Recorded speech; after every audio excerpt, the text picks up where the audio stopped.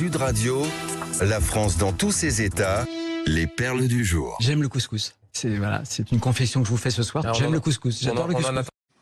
Maud, allez, c'est vous qui entamez les perles, je vous lance. La politique peut être violente, ma chère Maud, vous le savez, on le sait. Oui. Mais Rima Hassan l'assume totalement. Peut-être un peu trop, hein. Sans état d'âme. Non, pas, oui, voilà, c'est ça. Oui, comme en témoigne cet extrait d'un discours prononcé hier à la Courneuve, Rima Hassan se moque pas mal de la portée des mots tant que ça peut faire mal à ses adversaires politiques. On écoute. Alors je sais que Rotaillot et tous ses prédécesseurs n'ont eu de cesse de désigner les musulmans et les immigrés comme les tout premiers responsables de tous les malheurs de la France, souvent pour éviter de rendre des comptes sur les conséquences des politiques qu'ils avaient menées et fait subir au pays. Alors j'ai une chose à lui répondre ce soir à Rotaillot. À bas Rotaillot, bien sûr. Bien sûr. Ah bah Rotaillot, bien sûr. Alors forcément, l'ancien ministre de l'Intérieur, non, ça vole pas haut, a réagi, Bruno Rotaillot, et dénonce une dérive anti-républicaine et anti-française. Pour contextualiser le propos, Rima Hassan s'adressait à la base militante ultra-communautaire d'Ali Diouara, candidat de la France Insoumise au municipal de la Courneuve, aux côtés d'Assa Traoré notamment. Et Rima Hassan en a profité pour attaquer Bruno Rotaillot, qui lui a répondu en un tweet: cet appel à m'abattre ne m'intimide pas et je continuerai à m'élever avec force contre le communautarisme, l'islamisme et les agents des puissances étrangères qui s'en prennent à notre pays dans le débat public. Fin de citation. Il a notamment été soutenu par l'actuel ministre de l'Intérieur Laurent Nunez et par le ministre de la Justice Gérald Darmanin.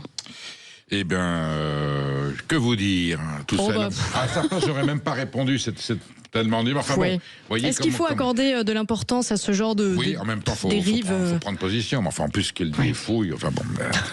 Voilà.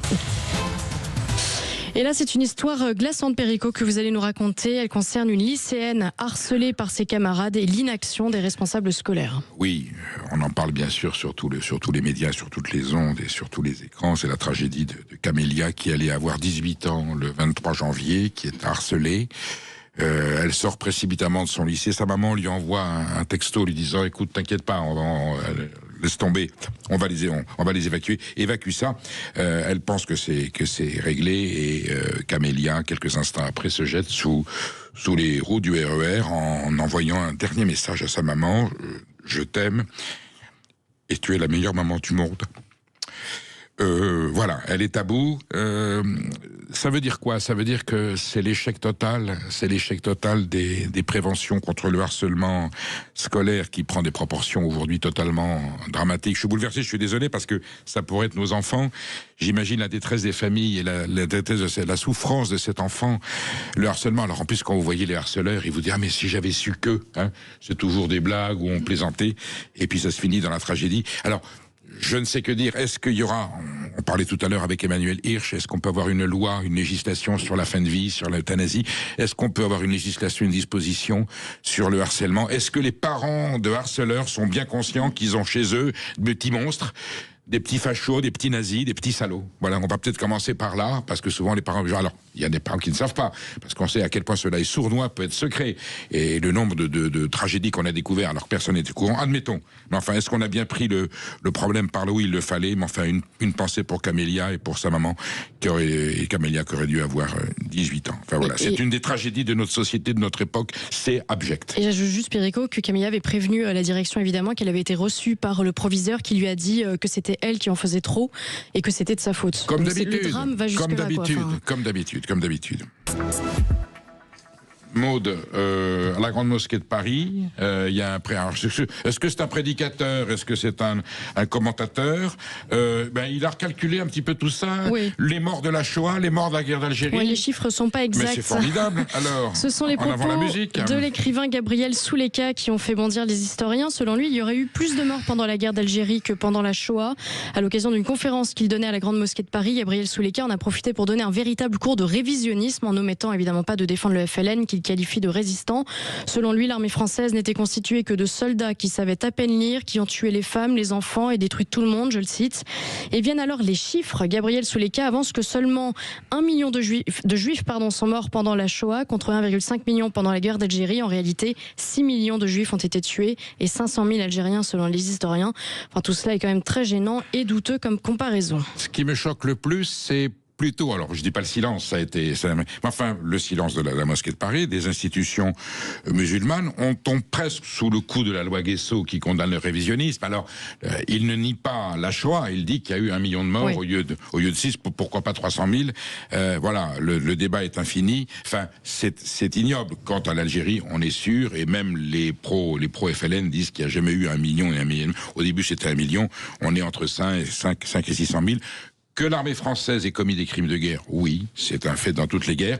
Il pourrait parler des harkis qui ont été massacrés à partir de 62.